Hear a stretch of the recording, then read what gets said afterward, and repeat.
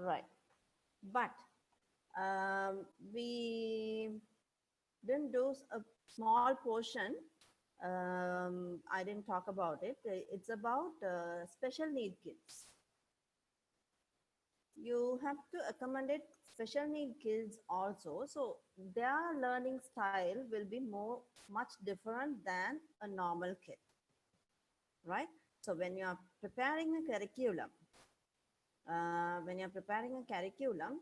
you should be able to accommodate those kids also into a classroom setup.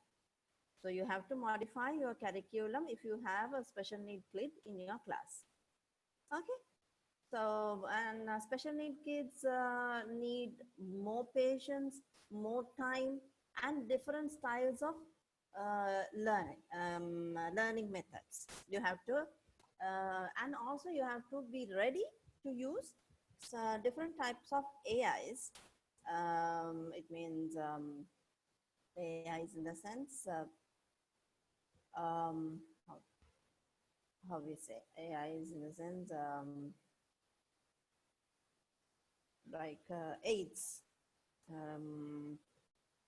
learning aids. Like for a deaf student, you can use hearing aid, and blind students, you can use braille system or talking calculators and a lot of things. Computers, you can use the computer and all these things. Those are electronic devices which you can use to enhance their learning ability, to educate them.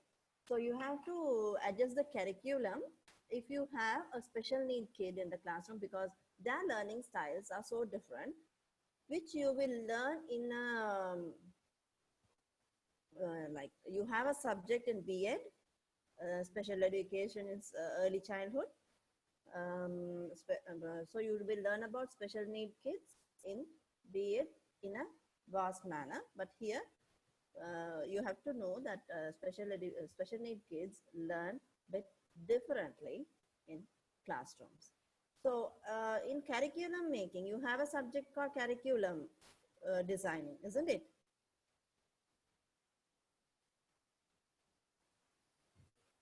If you don't talk, how can I know? Huh?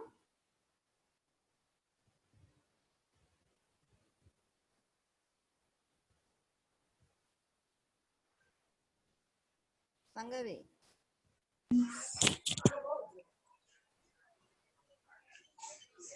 Sangavi? Yes, thank you. Okay. உங்களுக்கு curriculum design ஒரு பாடம் இருக்குல்ல? Curriculum design. Diploma la IHT ya? Diploma la. Diploma. Yes, I think so. 1 minute adingala mail check பண்ணிட்டு வரேன். No, ask others, those who are learning. Tanushika?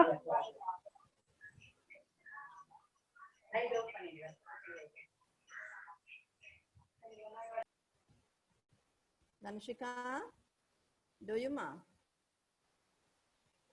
சொல்லுங்க miss. Do you have a subject called curriculum making? No miss. No. No. Okay. So are you learning about this Voigt's theory, logical theory and all?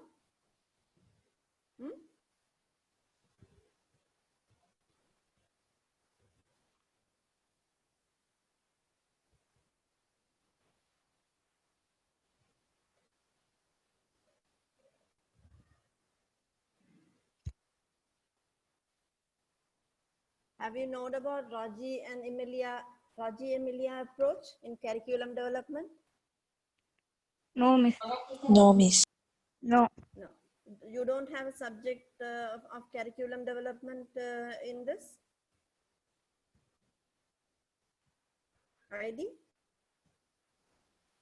I have seen something like that. Okay, I'll share some PDFs with you that is really very informative, but you don't have to learn all those things. Just for you to get an idea, Rogge-Emily approach on curriculum development. It's a theory which developed in Italy, which is now globally accepted theory for elementary classes, childhood, lower kindergarten classes. For kindergarten classes, how you develop a curriculum. So most of the countries are following this theory. Reggio Emilia is it's a town in Italy. So they in that area, they developed this process. So they call it in that name, Reggio Emilia approach. So I'll send you a write-up that it's a PDF thing. I'll give you some information, so you have to go through that, because you should be aware of those things, right? But I'm sure that you have something to do with curriculum developments in your subjects. So if you don't come across, so you can use this as a study, okay? Okay, girls, if you can't hear me, you have to tell me. Otherwise, I don't know whether you can hear me or not, okay? If anyone don't hear me, just let me know. Okay. Right? Okay, ma'am. Just I'm sharing my screen.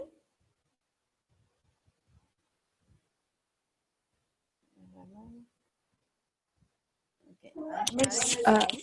Miss, we don't have that module, Miss. So just now, other subjects are here. Curriculum development is not here. Anything to do with curriculum? Organization? No. Yes. No. Okay. Then the theories of Weigott theory we discussed before. Reggio Emilia theory I will discuss. I'll send you the write-up today in the evening, and you all go through. If there is any gray areas, that we'll discuss in the next class. Okay, but that is important, huh? Okay, I'm sharing my screen. Right. So today we are going to talk about classroom management, which is really important. And in classroom management, the curriculum Miss, sorry, development. Miss. Yeah. Miss, we have in IHT, as a subject, Introduction to Curriculum and Periology. Okay. IHT you have. No, that's all Yeah. right, because I wonder there should be something. Otherwise, they won't. Sorry, Miss. No, there should be something. There should be. So I hope they will cover this theories in that. Okay, but it's good to read something. So I'll also send you. Okay, and you can seek my help if you don't if you have any doubts on that. Okay, right. So today classroom management. Right. Classroom management. The First Day of School by Harry Wong. There is a book. In that, he describes classroom management as the number one problem in the classroom is not discipline. It is the lack, can you hear? It is the lack of procedures and routines. Right? It's not discipline. According to him, he says the worst problem in the classroom is not the discipline. It is lack of procedures and routines. Okay? Lack of procedures and routines. So, in a classroom, procedures and maintaining a routine is very, very important. If not, the classroom management will be very much unsuccessful. Okay, right. So, what is classroom management? What do you think? What is classroom management for you? Each one of you.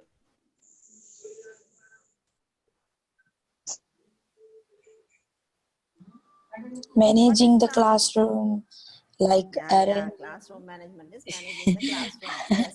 like Did I ask you to arranging the translate? stuffs, arranging Manage the students and the administration. roles of roles of students, Managing the each and students everyone.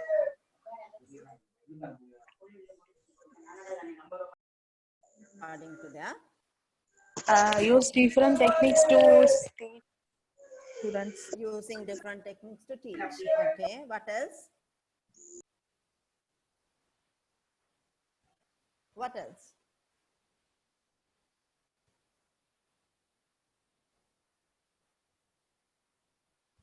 Anyone?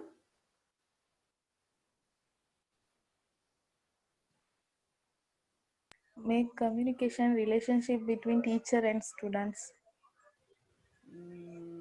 Okay, right. Classroom management includes all of these what you said. Okay, administration or direction of activities with special reference to such problems as discipline, democratic techniques, use and care of supplies and reference materials, the physical features of classroom, general housekeeping, and the social relationship of pupils. So everything comes. Discipline, the techniques, as you said, the use and care of supplies and reference materials. It means books, class materials, and everything. How you use it effectively. The physical features of classroom. How you set up the classroom seating arrangements, right? That's why I said, if you have a special need kid, you have to arrange the classroom in a different way, right? Let's say you have a blind kid, you can continuously change the setup of the classroom, because that will harm the student. Okay, so you have to follow certain procedures if you have special need kids, or even if you don't have special need kids, you have to follow certain procedures how the classroom should look like. Everything, your position, children position, the board position, everything matters, right? So physical features of a classroom and general housekeeping. The classroom should be tidy, cleaned, and you should have enough airflow in the classroom, lighting setups, everything matters, okay? And the social relationship of pupils. So how you deal with pupil. Did I tell you a story about a new teacher going into a rural area? No, miss. Yeah, ma'am. Story, no? The teacher cried. Exactly. So the social relationship of pupil also matters when you manage a classroom, right? The polite way of management doesn't work with all the students, right? You have to talk in their language, right? So good classroom management creates an atmosphere that permits activities to be carried on efficiently and economically, maximizing the time, effort, and energy of both the teacher and the student. Good classroom management creates an atmosphere that permits activities to be carried on efficiently and economically, maximizing the time, effort, and energy of both teacher and the student, right? It matters both of their efforts and energy and the time. Okay, if you have 40 minutes, you have to utilize the 40 minutes in an efficient way. Otherwise, and also the student also should be able to sit in the classroom for 40 minutes in a comfortable way to utilize his time effectively. Okay, any questions? No, miss. No, ma'am. Okay. Objectives of well-organized classroom. Now, why should we organize a classroom? Why we should organize a classroom?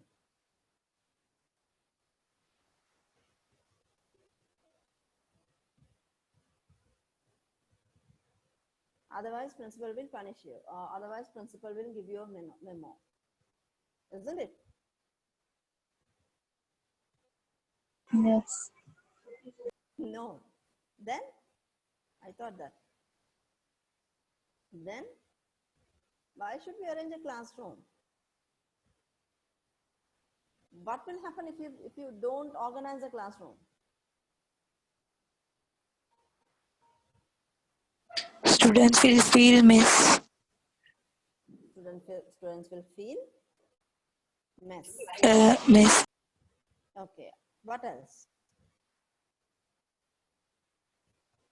Okay. These are your thoughts. But putting it in the right word, to have efficiency in the teachers and students' time. Okay. Efforts and energies. To have efficiency in the teachers and students' time, efforts, and energies.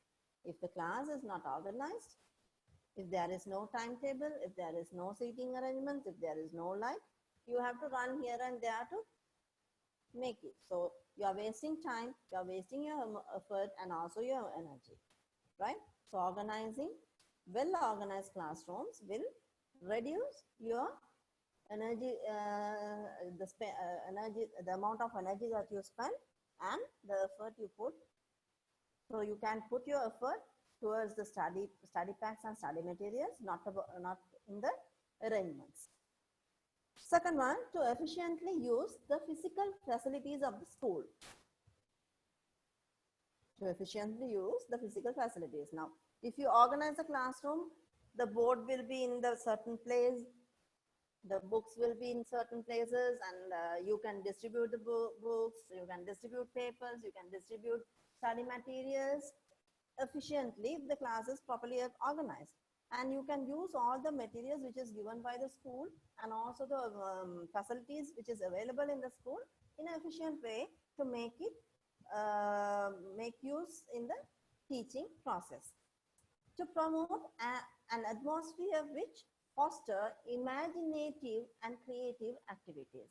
Now, when you are teaching kids, if the kids are concentrating fully, they can foster their imaginations and they can come up with several creative activities. You can do creative activities with them to make sure that they get more out of your teaching. But if the classroom is not well organized, these things will get disturbed. So, to have efficiency in teacher students' time, effort, and energy, efficiently use the physical facilities of the school and promote atmosphere which foster imaginative and creative activities. So these are the objectives that we are going to achieve by organizing a classroom well. Right. So aspect of a classroom management. What is the aspect of the classroom management? What do you mean by aspect?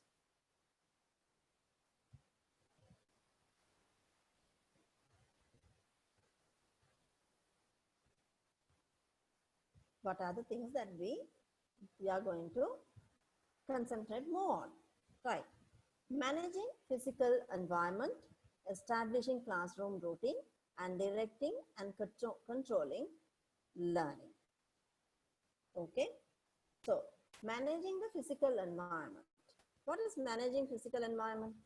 Physical condition of the classroom, lighting, furniture arrangement, seating arrangement. Furniture arrangement and seating arrangements are two different things because furniture, even the board, class board and block sheets, cupboards and everything is furniture. And seating arrangement, where the kids sit. Okay? Right. Give me a few seconds.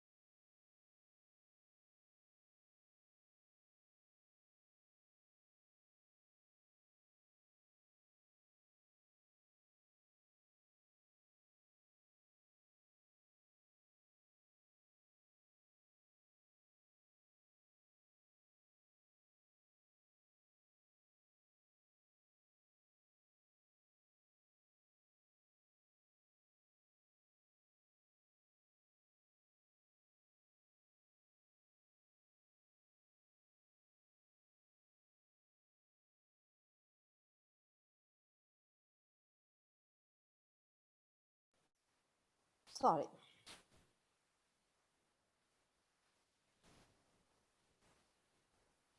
Right. So, managing the physical environment, physical conditions of the classroom, lighting, furniture arrangement and seating, establishing classroom routine. So, what controls the routine of the class? What controls the routine of the class?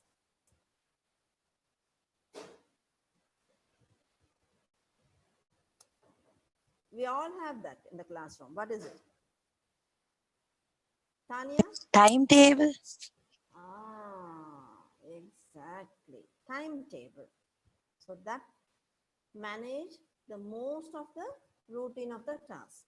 But there are other things also. What others?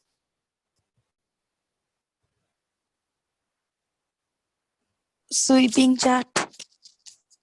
Sweeping chart. Yes. And then Appointing a monitor or the head to the class, student head to the class, and dividing groups. Huh? So soon you come, they have to go and sit in the groups to make sure they don't disturb each other. So these are establishing classroom routine. Anything can be appropriate to the class. And directing and controlling learning. How you direct, how you control the learning process.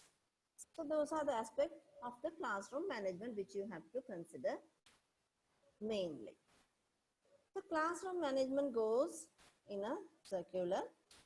So set clear expectations. You have to say, okay, this is what I'm expecting from a classroom. So for an example, now I come to the class and I said, okay, every day after the class, I want you to write a small brief about the class. So I'm clear about what my expectations are in a classroom.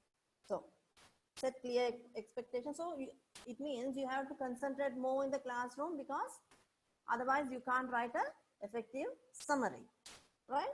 So set clear expectation and emphasize positive behavior, right? So as a teacher, you don't accept any disturbance in the class.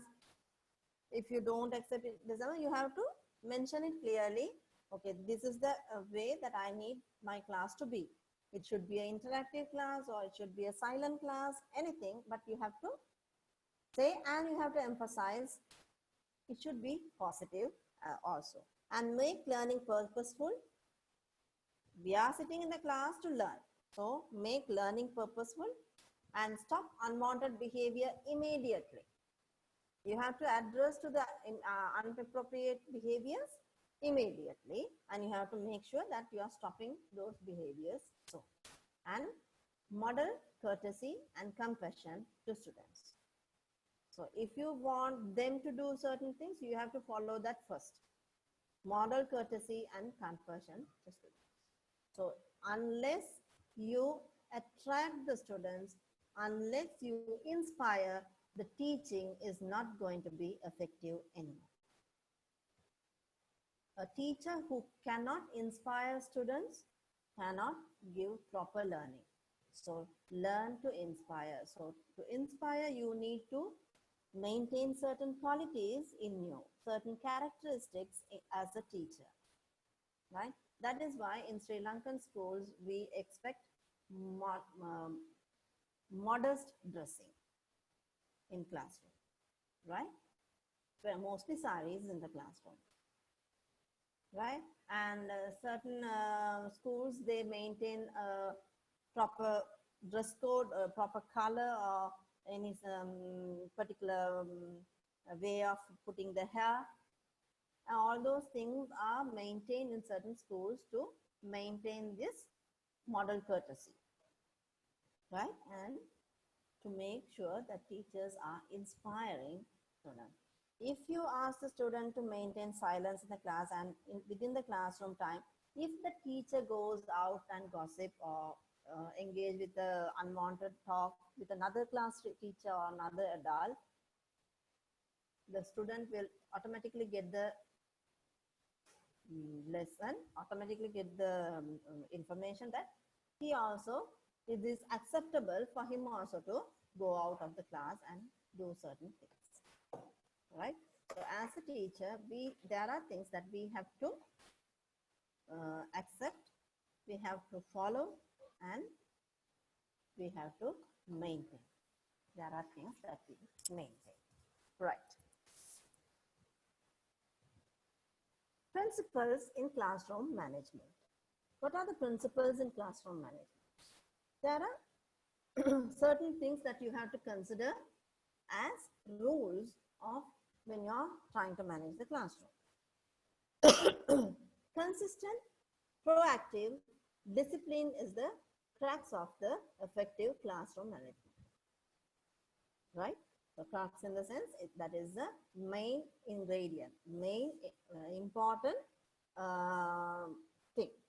Okay, consistent, proactive discipline is the crux of the effective classroom management. Establish routines for all daily tasks and needs. Establish routines for all daily tasks and needs. So you have to establish routines for everything that you may do in a class every day. So orchestrate smooth transition and continuity of momentum throughout the day. Because in the classroom, you will there will be transitions like, okay, now teacher will explain things and then teacher will write on the board. You have to take it down and you have to do the answers. So this transition has to be very smooth. You can't, while teaching, you can't ask students, didn't you write? Or while writing on the board, you can't ask students, you can't expect students to write and answer the questions at the same time. So the transition should be very smooth and you have to arrange.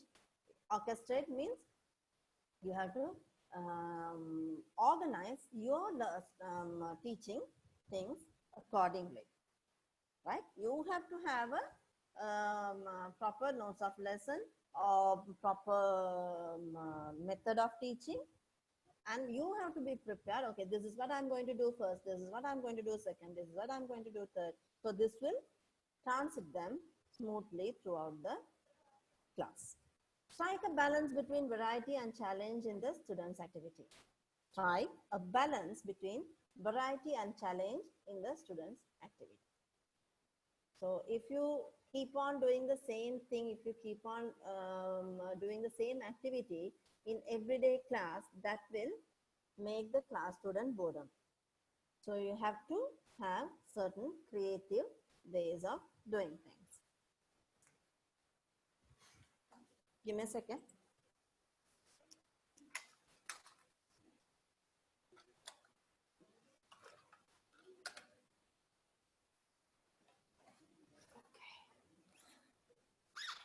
Right. A classroom manager, as a classroom manager, be aware of all actions and activities in the classroom. Right? So you should know what is going on in the classroom and what are the activities. You should be aware of everything. And resolve minor intentions and disruption before they become major disruptions. So if there is something very small, so I told you, no, we took a bad example of a teacher who gave a big punishment to a small thing. A child, she dropped her bottle on the floor and water spilled. So for that, she punished her with a cane. So which is really, really unnecessary, because that is a kid, very young kid. So that is very normal to do that. So if you, instead of caning, the teacher would have asked the student to clean. Oh, you dropped it, please clean. So that will give a different impact on the students than caning the student, right? So resolve minor inattention and disruption before they become major disruptions. If the teacher not attend to that also, that will become somebody can fall. So that will become major disruption also. But You have to address everything when it is minor before going into major things. And reinforce positive behavior. Reinforce positive behavior. What we have to do,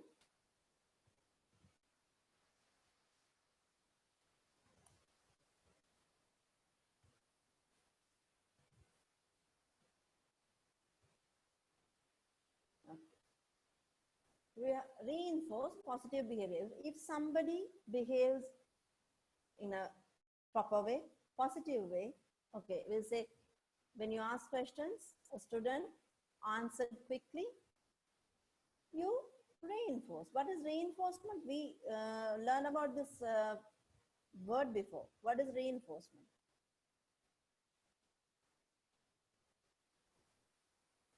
Anyone? All are sleeping or what? No, it's here. Okay, everyone are there. Okay. I don't know, no, I can't see you also. So you should make noise. Okay, what is reinforcement? Reinforce positive behavior. How will you reinforce? What is reinforcement? Tanya?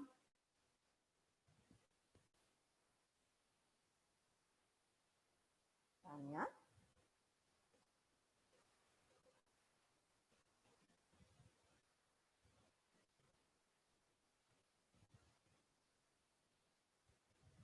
Amrita? The act of something making stronger. Act of something? Making stronger. Okay. What else? We learned about reinforcement before, isn't it? Yes. Remember, all forgotten. Being at home and forgot everything, isn't it? The reinforcement, you appreciate or reward the positive behavior. You can have some small toffee or give a star, happy face, anything will be a reinforcement, positive reinforcement for positive behaviors. What is negative reinforcement? You withdraw some facilities which is already provided. And punishment is also a negative reinforcement. So reinforce positive behaviors. You have to reinforce positive behaviors. So obviously positive reinforcement have to be shown for positive behaviors. Right. Treat minor disturbance calmly. Again, the teachers think. For small things, you don't have to shout. You don't have to cane. You don't have to lose your cool. Right? Treat minor disturbance calmly. So work out a physical arrangement of the chairs that facilitates an interactive teaching learning process. Right? Now I have seen certain students, certain classes are arranged in a way where some students can only see teacher's back from that side. Or sometimes you will see the board in a glary way, like the light will straightly reflect in the board. So those will reduce the effectiveness and efficiency of learning and teaching. Okay, so you have to work out a physical arrangement of the chairs that facilitates an interactive teaching learning process.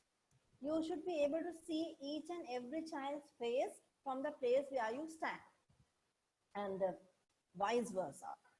The students also should be able to see what you do, and they should be able to listen, hear what you say. Even the last bench student should be able to hear what you say and should be able to see what you show or what you write in the board. Right? So you have to facilitate, you have to work out a physical arrangement according to that. So make good use of every instructional moment. Minimize discipline time to maximize instructional time. So if you try to discipline, sit down, don't talk, don't do that, don't run. If you keep on disciplining the student, you will lose time on instructions. So you have to minimize disciplining time and maximize instructional time. So you have to be clear about your expectations before the class starts. Then that will minimize the discipline time. Right? So if you're clear and if you are firm, if you tell everything what you expect, what are the disciplines that you expect in a clear way and enforce it, then you can reduce your discipline time. Now don't ask me if there is a kid who is running around always, shouldn't I do this always? No. You have to see why the kid is running around always, rather keep on telling, sit down, sit down, sit down, sit down, sit down. Okay? So make good use of every instructional moment, minimize discipline time to maximize instructional time. Right. So are we clear about the principles? There are 10 principles. Are we clear about the principles of classroom management? Yes, miss. Okay. Others? Yeah. Yes, miss. Okay. Good. Any questions?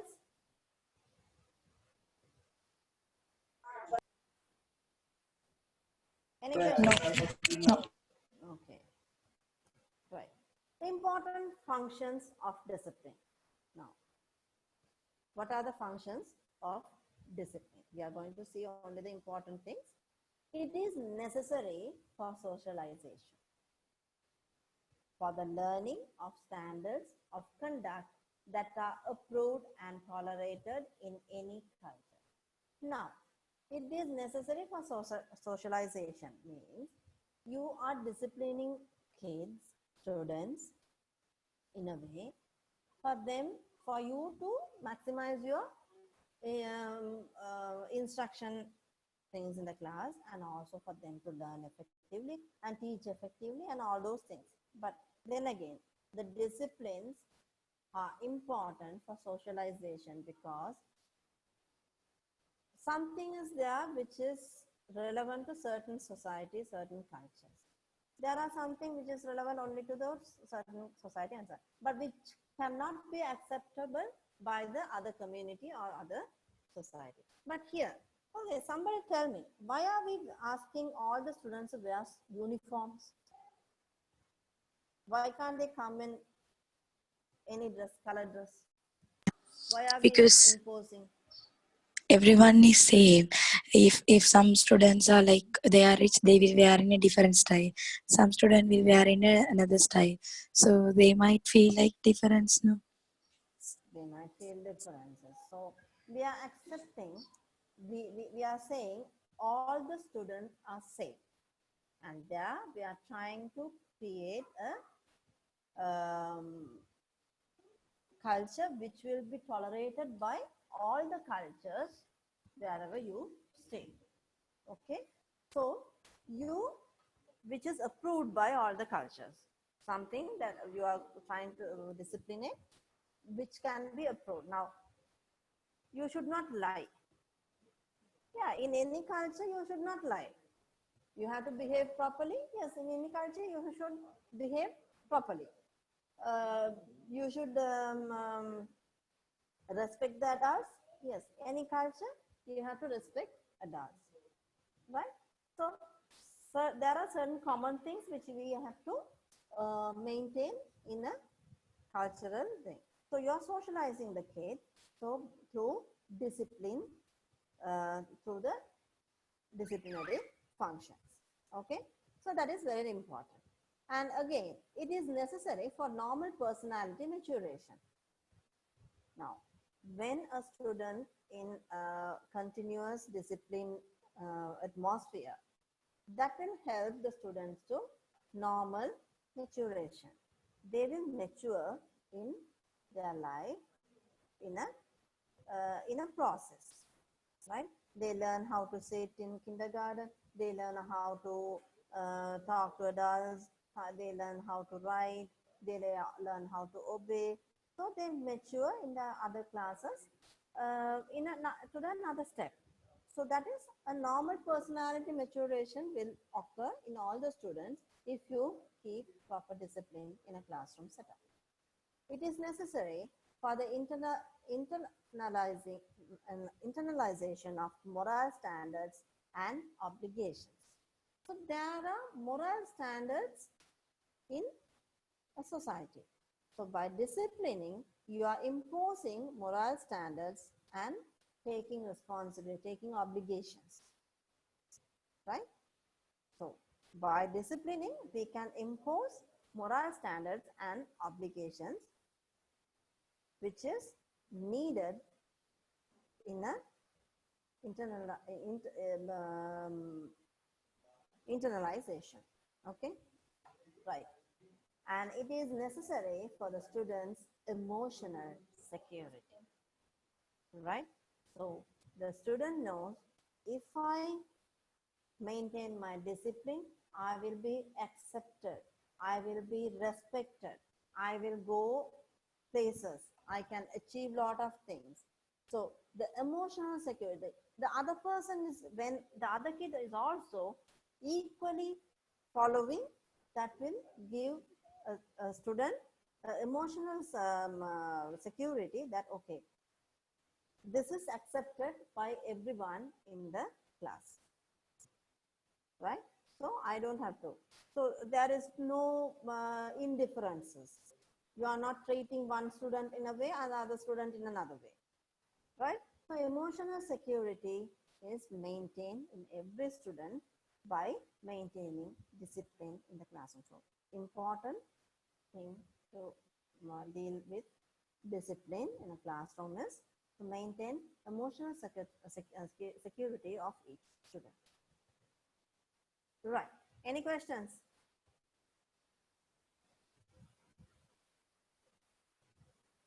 Okay. How are we going to impose these disciplines in a classroom? Principles underlining effective discipline. The teacher should be responsible for his or her own class discipline. So when you are in a class, you are responsible for the class discipline. If your class is shouting, if your class is making more noise, if your class is disturbing, other class students will get disturbed a lot, right? So you are responsible for your own classroom. A teacher should be responsible for his or her class discipline. And the teacher should provide a wholesome atmosphere which results from orderly and adequate classroom conditions. Provide a wholesome atmosphere which results from orderly and adequate classroom conditions. So you have to arrange everything adequately to give the student to have an order in the classroom. Teacher should stimulate worthy motives and give the pupil every opportunity to direct their own efforts. Right? So there is a thing. Disciplining is important, but if you keep discipline the student each and every move, each and every turn, then the student will lose the self-confidence, the confidence of maintaining a self-discipline. So we have to impose self-discipline into a student, not a discipline where they will hear, they will obey when someone says. There should be self-discipline. If you try to discipline students each and every time, then that will become your responsibility, not the child's responsibility. So you have to stimulate worthy motives and give pupils every opportunity to direct their own efforts. So when you give worthy motives to them, they will become self-disciplined. So making them self-disciplined is make your job easy and also will give them a confidence to move on with their lives. And be aware of the pupil's rights to be respected. So even the child has a right to expect respect from you. So you have to be aware of people's right of respect, right? If you want them to respect you back, you have to respect them first. If you want them to love you back, you have to love them first, right? Be aware of the individual differences and should give each children equal share of his attention, guidance, and direction. So students shouldn't feel that you are giving more attention, more guidance to someone who is really doing good in class, but not to the least performers. Or if you have a special kid, or if you have a slow learner in your class, you should not make them feel that they are inferior, right? That is respect. You give equal respect to them as you respect the person who really can perform in a classroom. Okay? Okay. Any questions?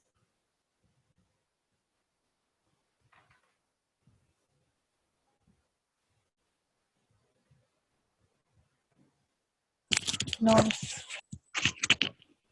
Okay. So these are the responsibilities of a teacher.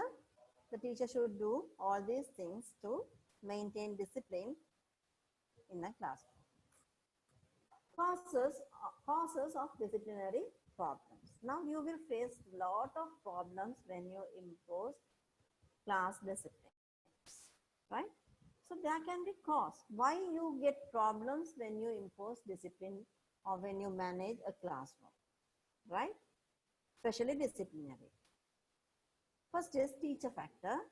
Teacher's personal characteristics. Now you see. If a teacher's character, if she or he is carrying proper qualities of a teacher and characteristics, then they can inspire the student and they can impose proper disciplines. If they don't have, if they go and gossip, if they go and if they come late to the class, they can't expect the student to come early and sit down in the classroom. And if they are not giving proper activities, and they can't expect proper activities from the students. So teachers' personal characteristics matters. That has a huge impact on discipline problems. If the teacher is facing discipline problems in the classroom, there is a possibility where that occurs because of teachers' personal characteristics. And second thing is teachers' scholastic qualifications. If the teacher is competent in the subject, if he or she has proper qualifications on the subject, what she is doing, and if she is trained properly, there will be less disciplinary issues, disciplinary problems we will face in a classroom management, right? Then the pupil as a factor in discipline. Now pupil. Students would have come from different cultures, from different ethnicities, from different places. Okay, they have different type of parents, right? So these things and their belief systems, their acceptance level, and everything is different. So pupils as a factor in discipline.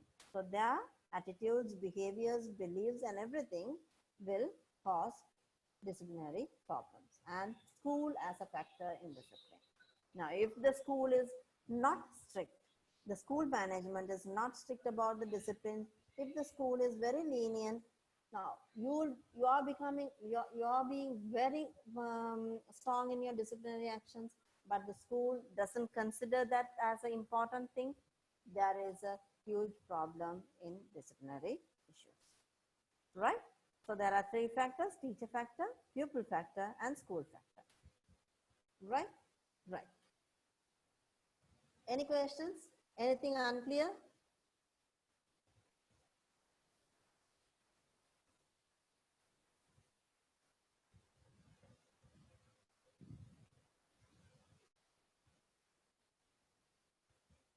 Anything unclear? No, miss. Okay, cool. We are moving. Strategies and guidelines in classroom management and discipline. Right? Strategies and guidelines in classroom management and discipline. So we know why we need to have classroom disciplines in classroom management, and what are the aspects, what are the problems, what are the causes, right? So what are the strategies and guidelines in classroom management and discipline?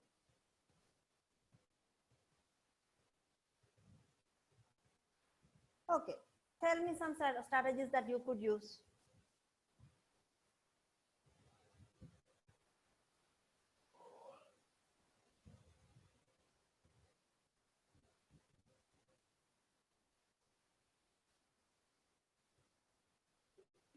My button is in this room. Okay, tell me some strategies that you are using in your classroom setup. I'll give points for the kids. Like if they are, I'm Amrita. Amrita, tell me. If they are coming on time, I'll give 5 marks. Then if they're attending class, I'll give 5 marks. Then for the discipline, the behavior, handwriting, for that I will give points. Then after the first term, I'll give them, according to the marks, I'll give them gifts. According to the marks, you give them gifts. Mm. Okay, good. Any other strategies that you use in the classroom? So apparently you are using a positive reinforcement system, right? Yeah. Okay. Any other strategies? We have teachers in the class, right? Tanya? Today Tanya is not here, I think. She's not there. Yeah, only Sangavi, Dhanishika, me. Is it? Yeah, ma'am. Yeah, Only 3. we are. My goodness. Why is that? Yeah. Can't help. I'm not going to do this class again. Huh? Okay, miss. Okay. So what are the strategies? All teachers are faced with problems of discipline. It is suggested that the best approach should be positive rather than negative. Aggressive disorders should be dealt with positively, such as having a personal conference with the pupils and parents. So there will be certain aggressive things a student can do, a disciplinary thing. Okay, we will say if she or he steals anything from another student, that is a bit more aggressive disciplinary issue. So where you are not supposed to correct a student in public in a classroom. So those things has to be addressed in private conference, personal conference with pupil and their parents. Even before going into parents, you have to have a one-to-one session with the pupil to make it correct, because shaming in public will make the situation worse. It will not make any good to the student or to you in a class. Okay. So all teachers face problem in discipline. It is suggested that the best approach should be positive rather than negative. Now, what Amrita doing is very positive approach. We call it positive reinforcement. Right. So negative measures which should be avoided are sarcasm, threat, forced apology, punishment of the group for the offense of one of you, ridiculous, nagging, embarrassment, name calling, humiliating, remarks, and corporal punishments. These things called negative. We do sarcasm, right? Sarcastic comments, things that can show your vocabulary, your ability to talk like that and all, but which is really negative to the student when it comes to disciplining. And also and threatening them, okay, you will get this, you will do that. Threatening will not help. And forced apology. You have to make the student feel that what he or she does is wrong. Then apologize, not make him feel guilty and push him to apologize. And punishment of the group for the offense of one of you. If one person do something wrong and you punish the whole class or whole group, is not going to give much impact on discipline.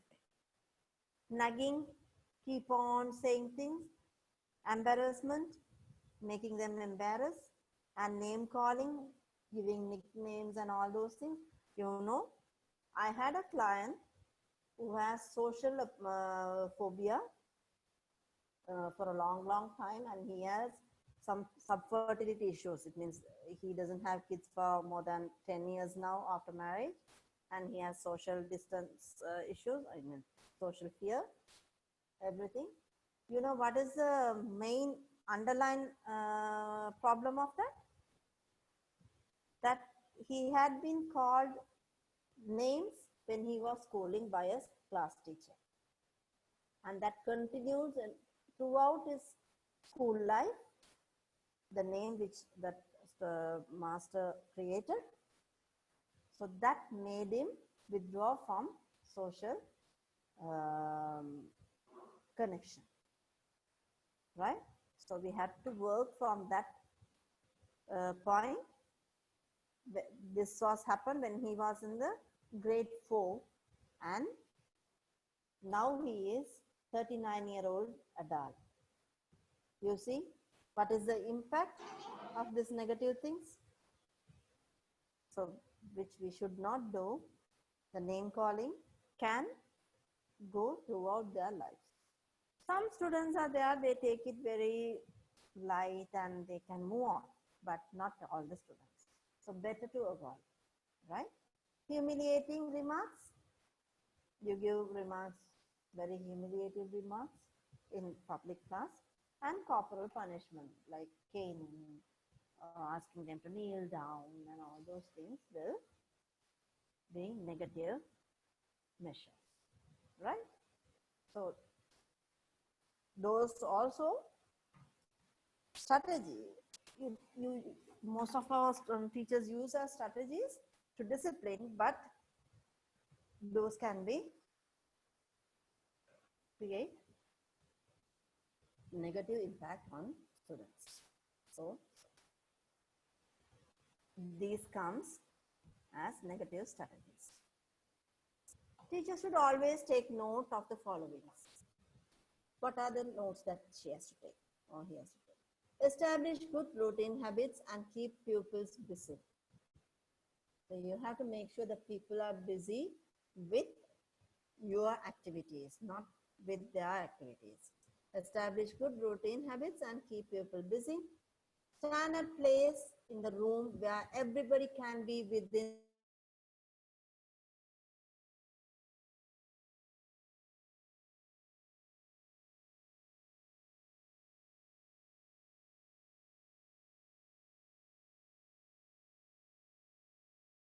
boredom, discontent, or misbehavior. You have to be alert in the classroom.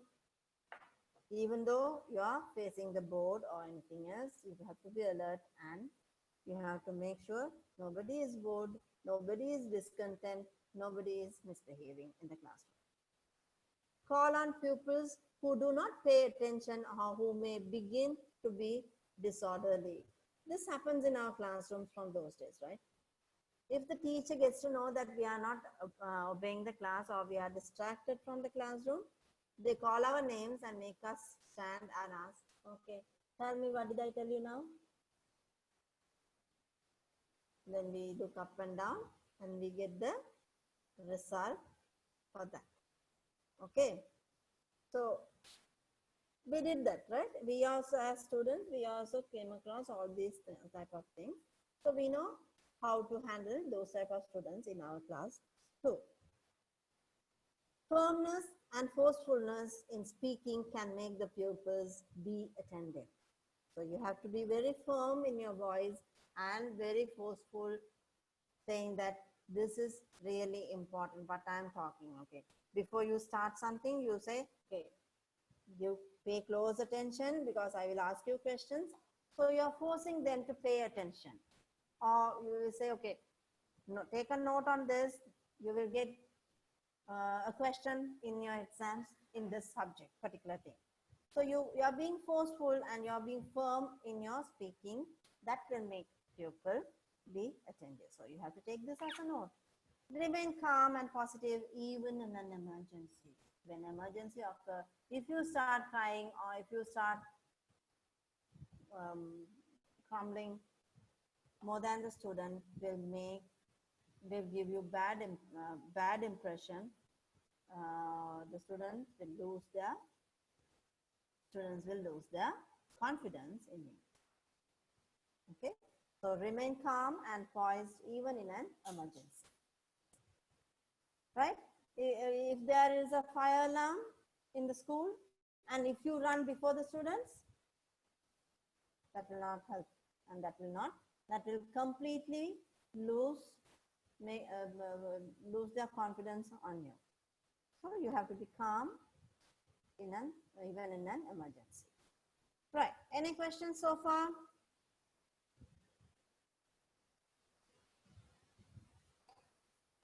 Any questions? No, miss. No. Okay. Why Tanya and others are not here today? Because of the data issues? Yeah, miss, I think so. No, they have given free data also, no? Yeah, miss, 1 GB free data. So why can't they use it? They would have used it to send Nivea messages, I guess. Oh, 1 GB. Yeah. Maybe, Oh my God. maybe on YouTube, something like that. I don't know. But if the data is over, can active again. Yeah, you can Yeah, active after online. 7 days we can active. Active, yeah. Yeah. Yeah, after 7 days, no. Now I'm asking you, if the data is over, you can even recharge, no? Online? Online, yeah. Even we used to do that. Yeah, but so I don't know. I don't see any connection because it's not possible for them to go anywhere or they are engaged in some other activity. Oh, Because they are sleeping, I don't know. They now are. it's 10. Maybe holiday time now. It's not holiday. Quarantine now, holiday. We are working from home. Okay. Mm. Right. Yeah, man. So we always forget that this is not holidays. This is something that we have to stay at home, but still we have to do whatever we have to do. Right? We all forget because since we can't go out, we all forget because we are not wearing our outside clothes. We are on our nighties and home dresses. We really forget that we have to go. Right? Even we don't know what is the day actually sometimes. Yeah. We forget that Every day it's is a same, Monday, same. Tuesday, Wednesday, what is the Mm. day and all those things. So that doesn't make any sense for us to know. Miss, will they take it to 20th? Oh, I don't think so. I don't really? think so. Because it's how it's kind of a situation where if there is a rumor like if you open up, the spread will be more. So those who are not declaring that they have corona issues, others can get infected because of them by using public transports and other things. That may happen. So that's what they are fear of. So because Singapore and other places also got infected after 21 days, they opened up and they all got infected.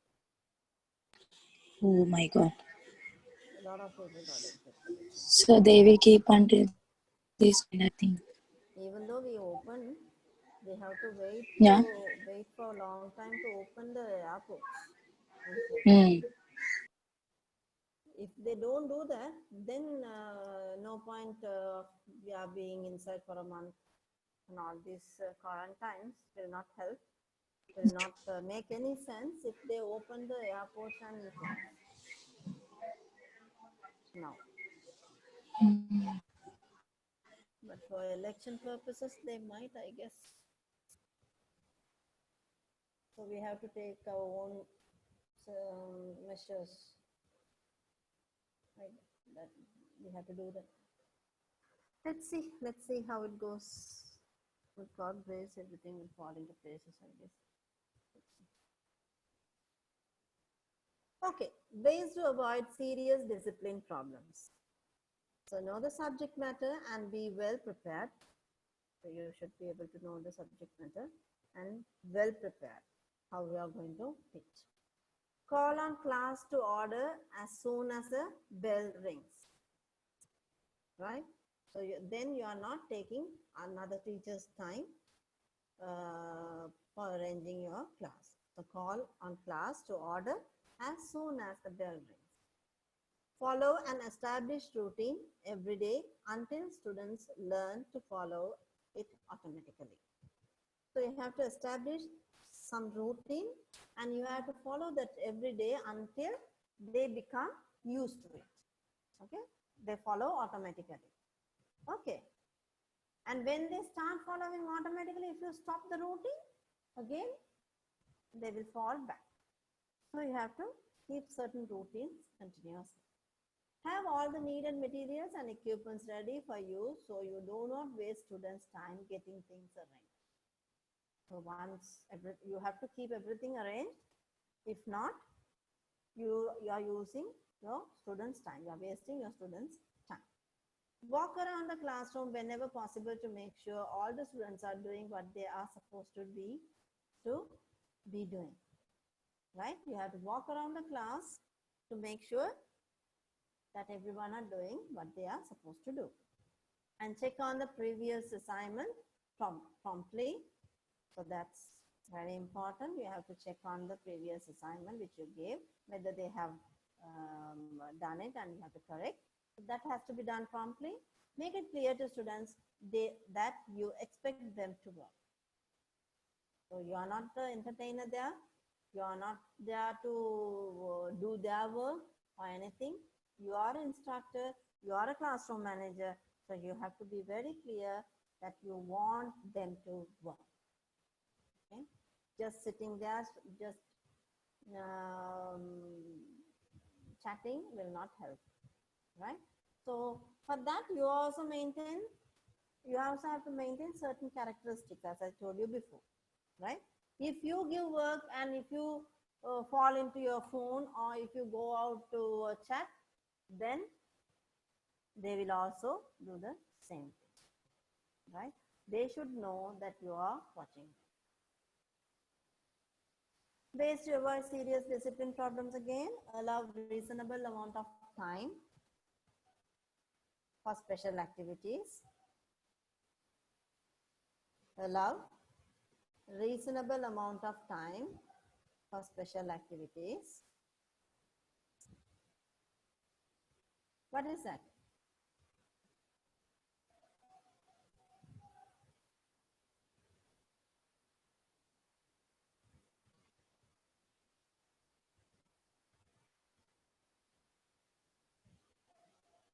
So when you give an activity, you have to allow reasonable time. You can't expect to do it quick, right? Avoid the use of threats. If you don't do it, you will get this. The threats will not motivate them. Keep your sense of humor, right? You have to be able to crack certain jokes, small the certain way of making them smile, laugh, and all those things. So keep your sense of humor. Compliment students on worthy contributions. When they contribute, you have to encourage them, compliment them. Compliment them, okay, good girl or good boy, very good, well done. All these verbs, you can use it to compliment them when they do give a proper contribution. Handle calmly all undesirable attempts to attract attention. Handle calmly all undesirable attempts to attract attention. So, students are like, they like to attract you and seek attention, special attention towards them. So when it comes from various students, you should not lose your cool. You have to handle those things in a calm way. If you lose the cool, then that will reflect on them badly. Right? Try to involve all students in the class activities. Yeah. Make sure that everybody involves in it. Always have planned alternate activities ready for emergency situations. So, if you would have planned something, if that cannot be exercised in the classroom, you have to have a plan B. So you have to be ready for the emergency always, and never be sarcastic. Don't be sarcastic, and implement group-oriented methodologies such as cooperative learning approach, peer tutoring, and team learning. So peer tutoring is a good thing. You can ask a student to tutor another student who is a student who can finish fast. You can ask them to tutor them. And cooperative learning approach and team learning. So you can implement these things, will help you to avoid serious disciplinary problems. Any questions? Any other things that you want to add? Anything that you want to add, or anything that you want to know more?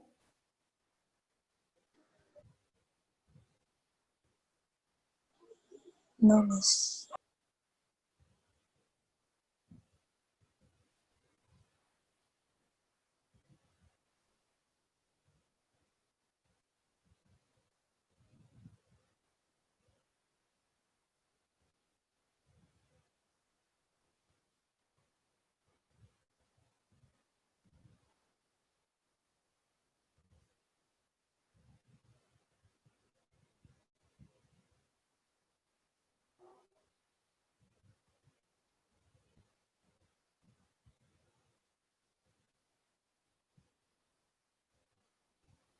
Okay. Modes for establishing discipline. Modes for establishing discipline. Discipline is the student's responsibility, right? So you have to make sure that you are conveying this message. Students are responsible for the discipline. It's their responsibility. Discipline is a teacher's way of establishing a desirable student-oriented environment for learning. Right? So when you establish, you have to establish a desirable student-oriented environment to make sure the learning is happening in an effective, efficient way. So that's why you are disciplining the students.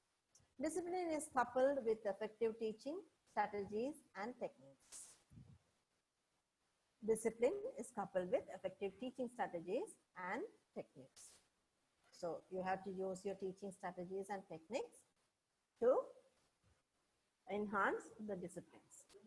Discipline is achieved through the effects of group dynamics on behavior. Discipline is achieved through the effect of group dynamic on behavior. Discipline is believed to be the exclusive responsibility of the teacher.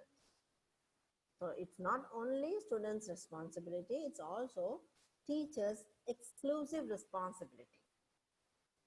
Okay? So you have to discipline students and you have to maintain certain disciplines within you to make sure that comes out from the students too.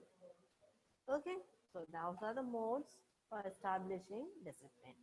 There is no other way. Strategies for handling discipline problems. So now we are going to handle the discipline problems in managing the classroom. Deliberately ignore the misbehavior to a point. Deliberately ignore the misbehavior. You have to ignore misbehavior for certain amount of point, because you can't keep addressing all the misbehaviors. If you do that, then they will take it as a tool to disturb the classroom, right? Intervene with non-verbal signals. So more.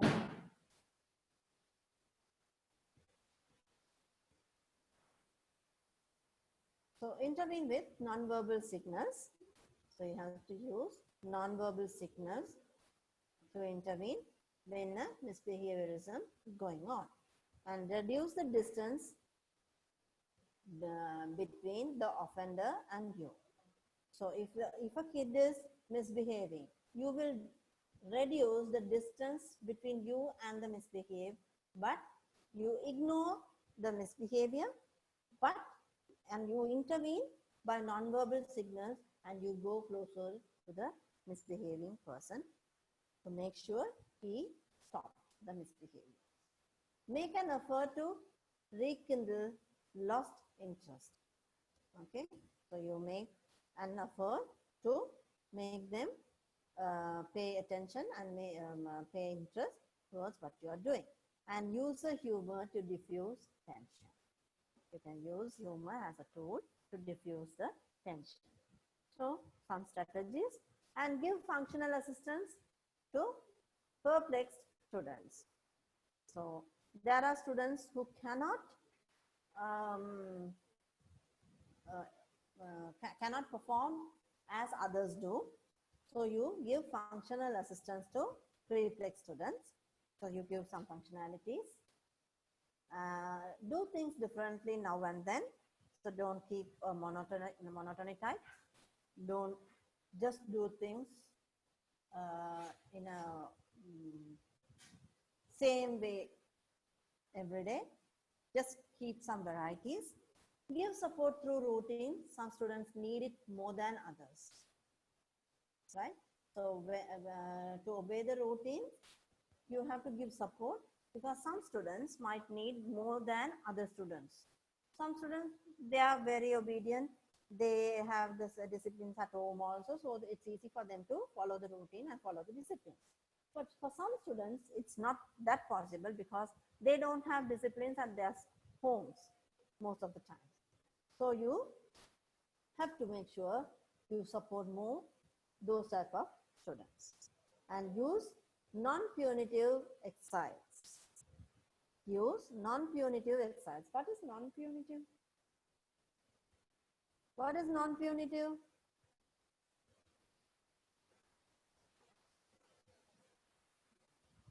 Anyone? What is non-punitive?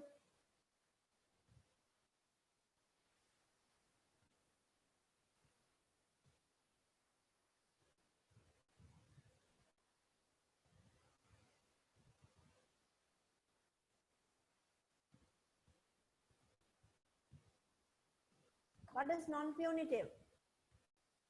Non-punitive in a sense. What is non-punitive, Amrita? Not aiming to the punishment. Yeah, it means it's not a threat. It's not something will lead to the punishment.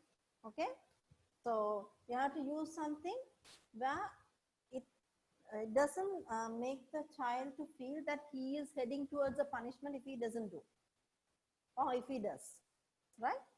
So use non-punitive exercise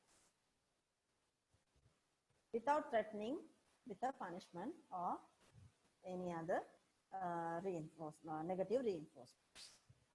So, And also physical restraint in sometime necessary. Physical restraint is sometimes necessary. Okay, any questions? Any questions?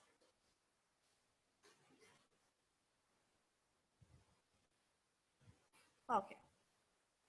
How to handle behavioral problem children?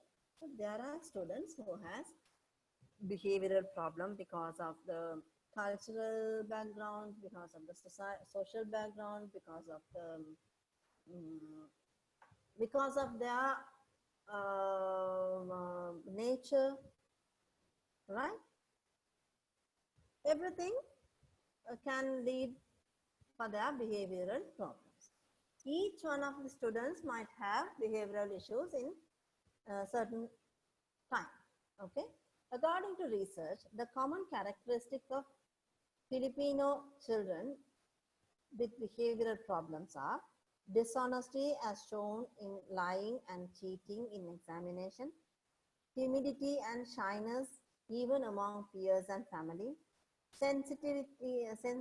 sensitiveness followed by crying, disobedience and lack of respect for authority, tardiness and absenteeism for no valid reason, unnecessary giggling, talking, swearing, and using vulgar words often, low voice in the classroom but loud voices in the halls, and isolating himself or herself from the rest of the class and being uncooperative and unfriendly. Right? So these are the few behavioral problems among children that you will identify. Dishonesty as shown in lying and cheating in examinations. That is really a big problem. And timidity and shyness even among peers and family. They don't talk, they show shyness, they are timid, they'll be very timid among even peers and family. Sensitiveness, right? You can't even just utter a word, they start crying, right? So very sensitive. They easily get hurt and all those things. And disobedient and lack of respect for authorities. Never obey and don't obey the authoritative figures. They always argue, always have conflicts with authoritative figures, right? Because they feel all the authorities are bad. Authoritative is bad. So they always try to confront with the authority body, right? And absenteeism, unnecessary absenteeism, and unnecessary giggling. Just they giggle, just they disturb in the class. Talking, they keep on talking even if it is not necessary. And swearing. Swearing in the sense, they swear for unnecessary things, unwanted places. And using vulgar words, that is very often, happen very often. Low voice in the classroom and louder voice in the halls. They don't talk whenever they want to talk, but they shout and all these things in the hall. And isolating himself or herself from the rest of the class and being uncooperative. When you give a group work, they are not cooperative, they just isolate. So these are real behavioral problems among children. So you can correct them by behavior modification. It is a new approach to classroom discipline which can be used effectively to help students and to prevent problems arising from the first place. There are 3 objectives for changing children's behavior, which are strengthen existing behaviors, develop new behaviors, and stop inappropriate behaviors. So you have modified those behaviors in 3 ways. One is strengthen existing behaviors. They might have some strong abilities. So you strengthen those behaviors and bring them up. Or else develop a new behavior. You impose a new behavior within them and stop inappropriate behavior. You can stop the inappropriate behavior and give them or develop a new one or enhance the existing behavior. Right? Now, for an example, if a child has a low voice in the classroom and shouting in the hall, so you can strengthen that behavior, loud behavior. You can enhance the behavior and you can encourage him to talk. You do the same thing in the classroom. Talk in the classroom. Right? So something like that. So behavior modification will help. It's a new model which make the discipline in the classroom more effective. Right? Principles behind behavior modifications. So there are principles that you have to follow. Principle of positive reinforcement. Never use negative reinforcements in a classroom. So you have to use the positive reinforcement principle. Method of successive approximation principle. So if you see the succession rate is high, you can use the method further. If it is getting low, you have to change the method. That is called method of successive approximation principle. Right? When you see a successive rate, if you find it approximate, then you can continue with the method, or else you have to change the method. Modeling principles, you set up model. You can be a mirror to them. You can reflect them, or else you can give a model for them, and you can use those principles. And cueing principles, like you can tell them what will happen if they don't obey. Okay, and discrimination principle. You discriminate the bad behavior and encourage the good behavior. So discrimination principle can be used in behavior modification. Any questions? Okay, yeah, move.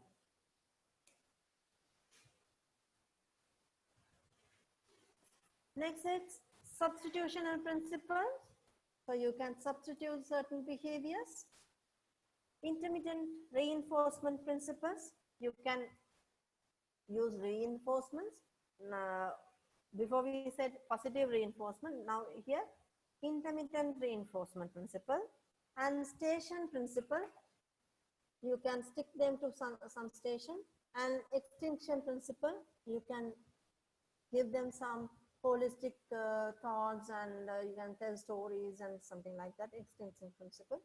Incompatible and alternative principle. So you alternate their incompatibility into something else. So you can use that also in behavior modifications. So what you have to do is, you have to write short notes to all these 10 on your own. Okay? I have given you 10 principles on behavior modifications. You are going to find your own description or definitions, and you are going to find out and write a short note. Short note. Just 4 lines or 5 lines is enough. But each principle, what you understand by these principles. Do your search and write a short note. That is today's homework. Okay? Tell others Okay, also, ma'am. and make sure that they also write. Right. So positive reinforcement techniques, I'll give you some techniques on positive reinforcement. The conditions. The child whose behavior is to be reinforced or modified should be in agreement as to what should be done. So you have to get the consent. The tact and diplomacy, as well as the genuine concern of the teacher, which can be felt by the child, will be very helpful in this case. So you have to get the consent and give your consent and come to an agreement. The child should know what is expected of him. He should know and clearly understand the rules. So the rules has to be clearly exposed to him. If step 1 and 2 are met and the child still misbehaves, it is possible that he does not possess the skills and ability he is asked to accomplish. It would be necessary then to determine the skills deficit and to teach them first before the actual problem is handled. So sometimes even you made it clear and tell them and come to an agreement, but still if he can't and if he keep misbehaving, it means he doesn't have the abilities within him to use it. So you have to impose those abilities first before addressing the misbehavior problem, right? If the first three conditions are met and misbehavior continues, the possibility is that the student is not motivated to do what is expected from him. So you have to increase the motivation or impose the motivation. So technique 1, reward technique. Reward the students every time the given behavior occurs. Giving a reward every now and then should be given once the behavior is securely occurred. Vary the types of reward giving. Not the same reward will motivate them always. So you have to vary the reward. Technique 2, punishment. So one is reward, other one is punishment. So those are the two different reinforcement. Learn what types of punishment the school authorities permit. So in some schools, you can't give collateral punishments.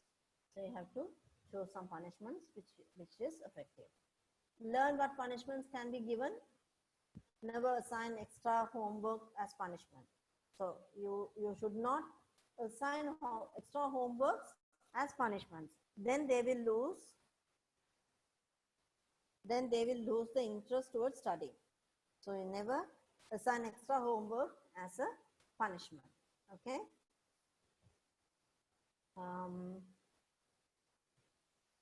As punishment, never prohibit students from attending a favorite class. Right? So never prohibit a student from attending a favorite class. Do not assign a punishment which is actually a reward.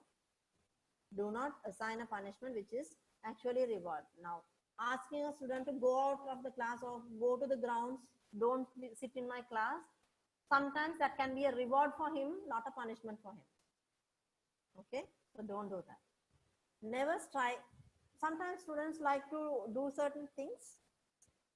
You assign those things as a punishment will not be a punishment for them because they like to do that rather being in the class. So never do that. Then you won't get desired outcome of the punishment. Never strike a student, never hit.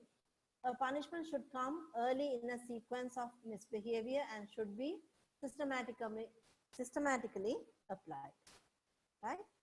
Whenever you see a misbehavior, the punishment should come early and it should systematically applied in the process. Right? And be consistent with punishment. Don't change the consistency. Before accusing or punishing any student, get the facts. Get the facts straight before going into a punishment. Be prepared to document any serious incidents of misbehavior. So be prepared to document the incidents of the misbehaviorism. Never punish a whole class for the offense of one individual. Never do that because others will become demotivated by getting, and also the student who did the misbehaviorism will get cornered by other students. That will bring a bad impact. Be sure that the child understands why he is being punished. You just call him and punishing will not help unless he or she is not understood why he is being punished.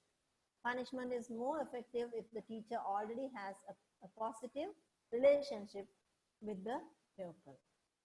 Because if the teacher has a good relationship and close relationship with the student, the punishment will become more effective because the student is not like to lose the closeness with the teacher. It is generally better if reprimands can be delivered privately rather than publicly to the pupil concerned. So whatever the punishment, reprimand that you give should be delivered in a private place, not in public. That will make the student feel less confidence and it will affect the confidence of the student. Any questions? Are we clear? Yes, miss. We are clear. So we don't have to worry. We don't have to worry. We are clear about everything. So today we dealt with the classroom management. The assessment, we'll do it in the next class and we'll be done. After that, we'll be having only one more class to go. Okay. So 2 more classes to go to complete educational psychology. As we planned, it should be over by now, but we missed 3 or 4 classes. So that's why it's lagging behind. Okay. But anyway, as we planned, we are finishing it in April. So that's a good sign.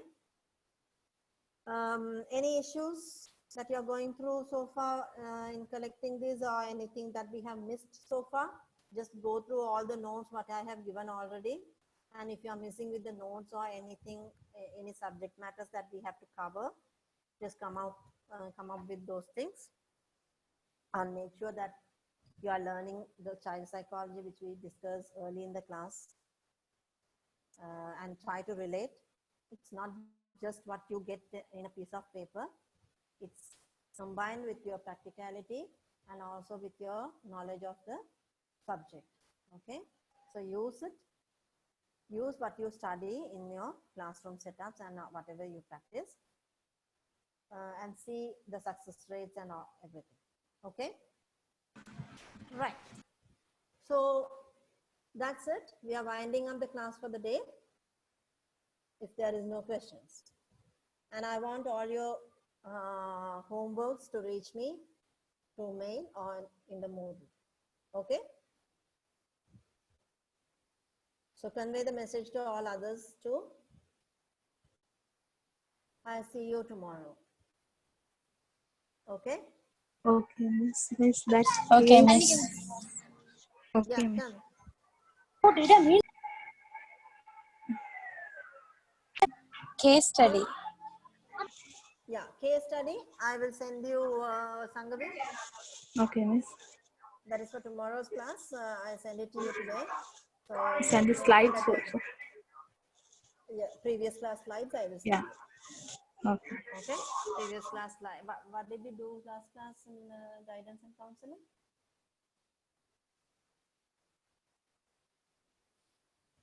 Marandacha.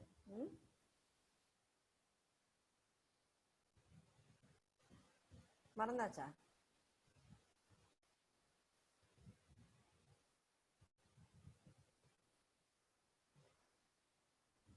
Forgot. What is our last class in guidance and counseling? Skills, no? Characteristics, skills of a counselor. Skills of counselor. Characteristics and skills of counselor. So that is done. There also only we have 2 more classes to go. Then we are done. Okay.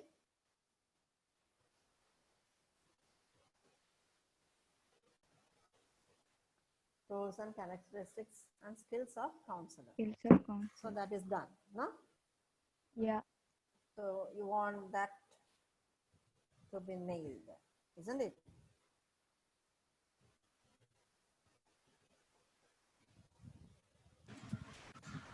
I'll mail that to you. Okay, and also I'll mail another PDF, Roger Emilia approach, right? Curriculum development process. You can just go through it. Okay, then we can discuss in the next 2 classes. Right, okay. So I see you all.